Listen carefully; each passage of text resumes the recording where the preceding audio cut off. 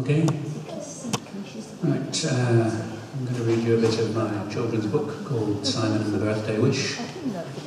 It's about a boy called Simon who gets a teddy bear for his 7th birthday. What he doesn't know is the bear is alive and can do magic, but what the bear doesn't know is that he's not as good at magic as he thinks he is. So this is a bit of chapter 2, where Simon discovers that the bear is alive.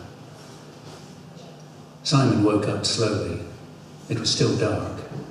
Someone was whispering his name right next to his ear. He rolled over, reaching for the bedside light.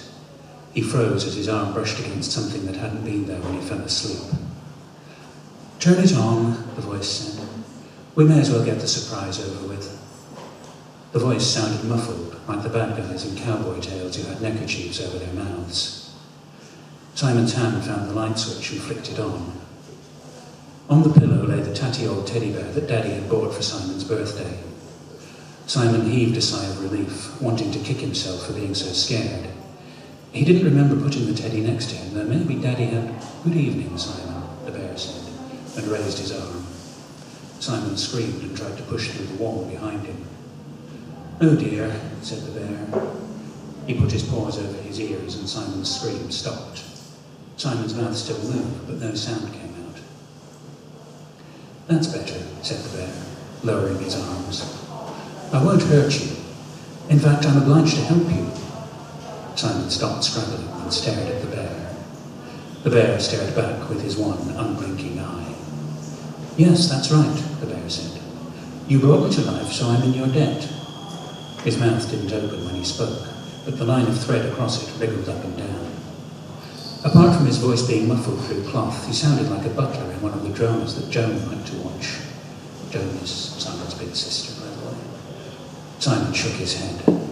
How could he have brought a teddy bear to life without even realising it? He must be dreaming. "You're not dreaming," the bear said. How could the bear know he just thought that? "It's the first thing every child thinks when they meet me," the bear said. "You could pinch yourself. That convinces most people I'm real. I'd do it for you, but..." He raised his stubby paws. "No fingers." Not taking his eyes off the bear, Simon pinched the inside of his forearm. It hurt. So this was real. "Good," said the bear. "Now I'll give you your voice back as long as you promise not to scream. Will you promise me that?" Simon nodded. The bear waved his arm and Simon's voice returned. A dozen questions tried to ask themselves at the same time. A stream of half-formed words came from his mouth. "Oh dear," said the bear. "Let me answer the questions that children usually have at this stage." He dipped his head and seemed to think for a moment. "I am a magical teddy bear. You brought me to life because my power derives from the imagination of children. You played a game with me, improvising a story and giving me a role in it, thus bringing me to life. You have an unusually vivid imagination, I must say. Not many children can bring me to life on the first day they own me. And because you gave me life and power, I consider myself in your debt. I will use my power to help you until the debt is paid." "Magical power," said Simon. Like you can grant wishes." "Wishes are more genie territory," the bear said. "You have to be very careful with them. A genie will always look for a way to give you what you ask for without giving you what you wanted. I'm more," he shrugged, "flexible." Simon was beginning to feel foolish, hunched against the wall, so he stood up and walked to the chair at the other side of the room. The bear turned on his stubby legs to keep his eye on Simon.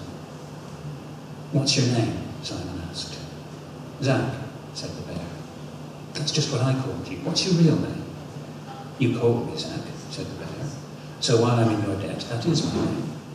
A wise choice, if I may say so. The name of a loyal, honest and reliable friend." Simon frowned. "I named you after a horse in a cartoon series."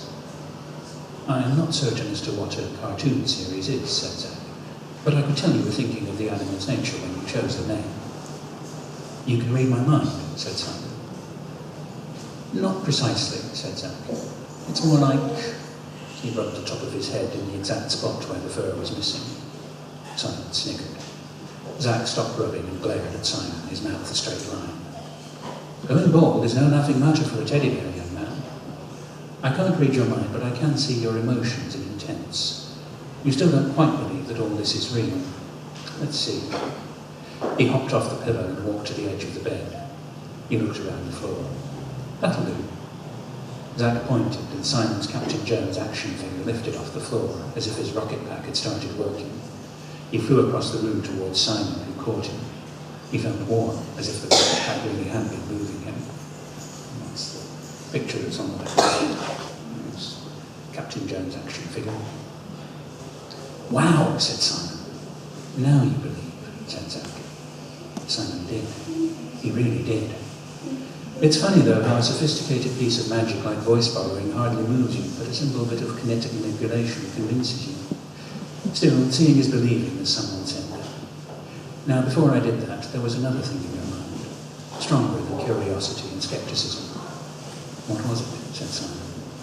You wanted something, very, very badly. I think it's time we discussed what I can do for you. There was only one thing Simon could honestly say he wanted very, very badly. Until this evening, he would have said it was impossible, but now he was having a conversation with a magical teddy bear. He took a deep breath. I want my mummy, he said. Oh, said Zack. After a few seconds, he added, I should have guessed. And why do you want her? Simon looked at the floor. That was something he managed to avoid thinking about most of the time. Maybe if he said it quickly, it wouldn't hurt as much. She died when I was little. Oh dear, said Zack. I'm very sorry to hear that, Simon, but I'm afraid there's nothing I can do about it. Simon stared at him. But you can do magic. Zack made a noise that might have been an embarrassed cough. I can, but even magic has its limits.